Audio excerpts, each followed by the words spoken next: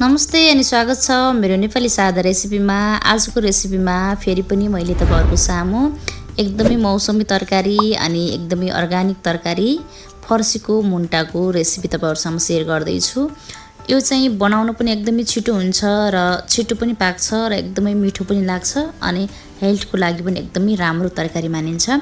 तपाईहरुलाई आजको यो रेसिपी कस्तो लाग्छ सल्लाह सुझाव दिनु होला र मेरो नेपाली सादा रेसिपी तपाईहरुले सब्स्क्राइब गर्नु भएको छैन भने कृपया सब्स्क्राइब गर्नु होला भन्दै म चाहिँ आजको यो फर्सीको मुन्टाको तरकारी कसरी बनाउने भन्ने तरिका तपाईहरुसँग शेयर गर्दै छु। म सुरु गर्छु। मैले यहाँनिर अलिकति मुन्टा लिएको छु र एकैचोटी यसलाई पानीले राम्रोसँग सफा गरेर राखिसकेको छु। तपाईहरुले केलाएर पानीले सफा गर्न पनि सक्नुहुन्छ र अगाडि नै पानीले सफा गरेर केलाउन पनि सक्नुहुन्छ। आफुलाई जस्तो सजिलो लाग्छ त्यस्तै गर्न सक्नुहुन्छ। र मैले केलाउने तरिका चाहिँ यसरी नै हो। यसको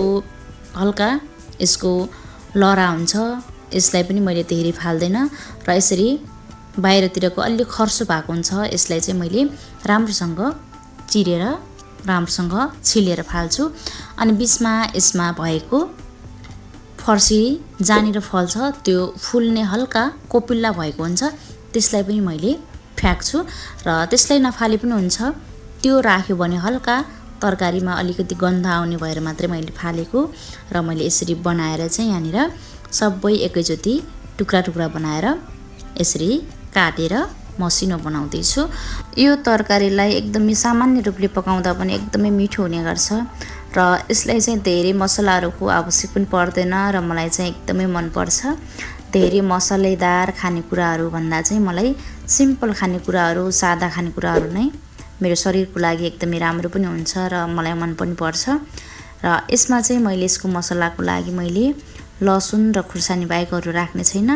तर मैले सधैँ भन्ने गर्छु तपाईहरुलाई कुनै नराखी नहुने अनि तपाईले प्रयोग नगरी नहुने कुनै भेजिटेबलको मसलाहरू छ भने चाहिँ राख्न सक्नुहुन्छ भन्न चाहन्छु। मैले काटेर रेडी गरिसके र यहाँनिर मैले 4-5 वटा लसुनलाई पनि यसरी थिचेर हल्का 3-4 टुक्रा बनाइसके र मैले आज पनि कालो किटको कराईमा पकाउँदै छु अनि तेल राखिसके। कराई अलिकति तातिसकेपछि मैले तेल राखेँ अनि तेल राखिसकेपछि तेल तातिसकेपछि मैले फेरि यहाँनिर लसुन र 2 वटा खुर्सानीलाई अलिकति टुक्रा बनाएर एकैचोटी फुराउँछु र यी खुर्सानी र लसुनलाई पनि धेरै कालो हुने गरी नफुराउने हल्का फुराइसकेपछि चाहिँ तपाईले फर्सीको मुन्टा राख्न सक्नुहुन्छ। यसरी पकाइयो भने लसुनको पनि हल्का स्वाद आउने गर्छ, त्यसैले चाहिँ एकदमै मिठो हुने गर्छ। अब चाहिँ मैले यसलाई अब राम्रोसँग चलाउँदै पकाउँदै गर्छु। यो चाहिँ भर्खरै पखालेर भर्खरै सफा गरेर तयार गरिएको हुनाले यसलाई पकाउँदा पकाउँदै यही तरकारीबाट यही फर्सीको मुन्टाबाट हल्का रसहरू निस्किने गर्छ र यही रसले नै यो फर्सीको मुन्टा पाकेर रेडी हुनेछ। अब बिस्तारै यसरी चलाउँदै पकाउँदै गर्ने र यसमा चाहिँ मैले बेसार प्रयोग गर्दैन, यसमा नुन मात्रै राख्दा हुन्छ र हरियो तरकारीहरुमा हरियो सागसब्जीमा चाहिँ बेसार प्रयोग नगरेकै राम्रो भन्न चाहन्छु मैले। तर बेसार नराखी नखाने हुनुहुन्छ भने बेसार पनि राख्न सक्नुहुन्छ।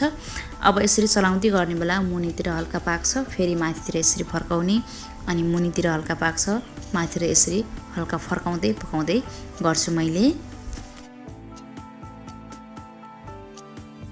हेर्न सक्नुहुन्छ यसरी चलाउँदै पकाउँदै गर्दा यहाँनिर फर्सीको मुन्टाको तरकारी चाहिँ पाकेर रेडी भइसक्यो। मैले चाहिँ यतिकैमा अब ग्यास अफ गर्दै छु र मैले भनिसके तपाईहरुलाई यो भन्दा अझै पाकेको खान मन छ भने पकाउन सक्नुहुन्छ।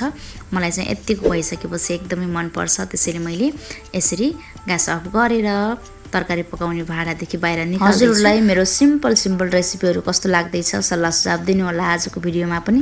र तपाईहरु मेरो नेपाली सादा रेसिपी अझै पनि सब्स्क्राइब गर्नु भएको छैन भने कृपया सब्स्क्राइब गर्नु होला। मैले चाहिँ एकदमै कम मसलामा एकदमै सिम्पल तरिकाहरुको रेसिपी तपाईहरुसँग शेयर गर्दै छु। आजको लागि बाइ बाइ।